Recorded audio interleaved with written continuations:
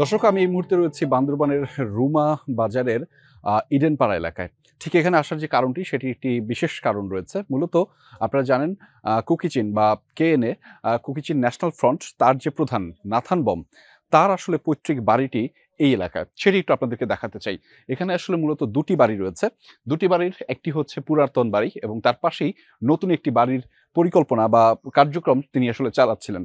এটি হচ্ছে আমার ডান পাশে, এটি হচ্ছে তার পৈতৃক বাড়ি, যেটি পুরাতন এবং জীর্ণশীর্ণ অবস্থায় রয়েছে। ঠিক আমার বাম পাশটিতে এই অংশে যে অংশটুকু দেখছেন বড় এবং সেই বিল্ডিং, এই দালানটি আসলে নির্মাণাধীন এবং সেটি আসলে শেষ করতে পারেননি। তারপরে তার আগেই তিনি এখান থেকে পালিয়েছেন।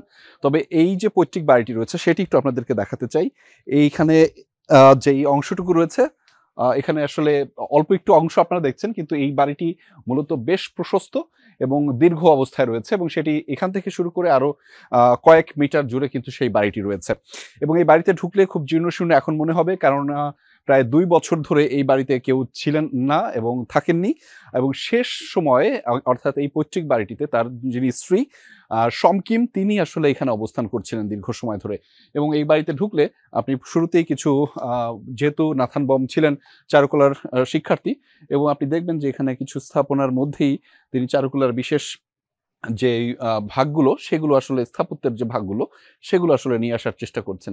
আমরা একটু আরো দেখাতে চাই যে আপনি যদি দেখেন এই বাসার মধ্যের অংশে, অর্থাৎ সামনের অংশে যদি আপনি একটু ঢুকেন, তাহলে এখানেও দেখতে পারবেন যে তিনি আসলে কিছু কিছু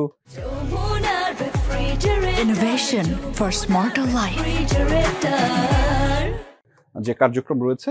তবে এই বাড়িটিতে দীর্ঘ সময় ধরে কেউ থাকেন না এবং এটি তালাবদ্ধ অবস্থায় না। আমরা একটু দেখতে চাই কি আছেন এই বাড়িটির মধ্যে, আমরা একটু আপনাদেরকে দেখাতে চাই। আমার সাথে রয়েছেন তানভীর মিজান ভাই। তার মাধ্যমে আসলে দেখাতে চাই যে ঠিক এই বাসার মধ্যে, অর্থাৎ কুকিচিন ন্যাশনাল ফ্রন্ট কেএনএফ এর যিনি প্রধান নাথান বম, তার যে পৈতৃক বাড়িটি রয়েছে সেই বাড়িটির মধ্যে এখন আপনারা কি অবস্থায় দেখছেন। বাড়িটি অনেক জীর্ণশীর্ণ অবস্থায় রয়েছে এবং সেখানে এখান থেকে শেষ সময়ে তার স্ত্রী কিন্তু এখানে অবস্থান করছিলেন এবং তারপর তিনিও পালিয়ে গিয়েছেন ২০২৩ সালে। তারপরে কিন্তু আর এই বাড়িতে তেমন কেউ থাকেন না। এই রুমটিতেও বেশ কয়েকটি ছবি লাগানো রয়েছে দেয়ালে। আপনারা যদি একটু দেখেন যে ঠিক এই পাশটাতে সেখানেও দেয়ালের বেশ কিছু অংশ জুড়ে বেশ কিছু ছবি রয়েছে। তবে বলা হচ্ছিল, এখানে স্থানীয়দের সাথে কথা বলছিলাম একটু আগেই আমরা দর্শক, এবং সেখানে তারা বলছিলেন যে মূলত ২ বছর আগে তার স্ত্রীকে এখান থেকে পালিয়ে যেতে দেখা গিয়েছে, কিন্তু তারও বেশ খানিকটা আগে কিন্তু নাথান বম এই বাসা, তার পৈতৃক বাসা কিংবা এলাকায় আসতেন না। ফলে এই এখন যারা এখানে স্থানীয় অধিবাসী রয়েছেন, তারাও কিন্তু নাথান বমকে অনেকটা আগে দেখতে পেয়েছেন। আমরা এই বাসাটার মধ্যে ঢোকার পরে দেখছি যে দেয়ালে বেশ কিছু ছবি রয়েছে এবং বিভিন্ন জায়গায় বিভিন্ন কাগজপত্র রয়েছে, সেগুলো একটু দেখাতে চাই। এখানেও দেখছি যে একটি সুভিনিয়ার, সেই সুভিনিয়ারটিতে আমরা দেখছিলাম যে একটি সম্ভবত এই বম জনগোষ্ঠীর যেই কালচারাল যে সাহিত্য বা সাংস্কৃতিক যে সাহিত্য, সেটি আসলে তুলে ধরা হচ্ছে। এবং এখানেই দেখতে পাচ্ছিলাম যে নাথান বমের তার একটি যে স্বাক্ষরিত একটি বাণী রয়েছে, অর্থাৎ Nathan artist, sculpture and writer, secretary the বন লিটারেচার ফোরাম বাংলাদেশ। সো এটি দেখছিলাম এবং একই সাথে দেখছিলাম যে এখানে স্ত্রীর জন্ম সনদ, সেটিও আসলে দেখছিলাম। লাল সমকিম বম, তার জন্ম সনদটি দেখছিলাম। এখানে অনেক কাগজ পড়ে আছে, বিভিন্ন কাগজ, এবং এটি মূলত ঢাকা বিশ্ববিদ্যালয়ের, অর্থাৎ নাথান বমের পরীক্ষার প্রবেশপত্র, ভাস্কর্য বিভাগে তিনি ছিলেন।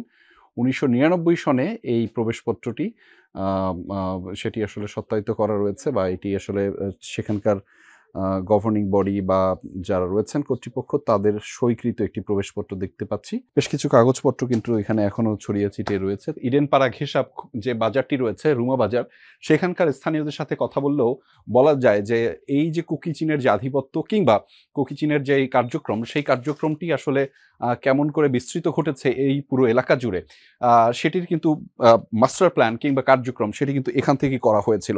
ফলে এই বাড়িটিতে তিনি দীর্ঘ সময় থেকেছেন এবং তার বেড়ে ওঠা এই বাড়িতেই এবং কাছাকাছি সময়ের জায়গাতে তেমন কিছু বাড়ি কিন্তু নেই, কিন্তু এই বাড়িটি ঘিরেই কোকিচিন ন্যাশনাল ফ্রন্ট সেটি গঠনের পরিকল্পনা করা হয়েছে এবং সেটি আসলে দীর্ঘ পরিসরে বিস্তৃতি লাভ করেছে।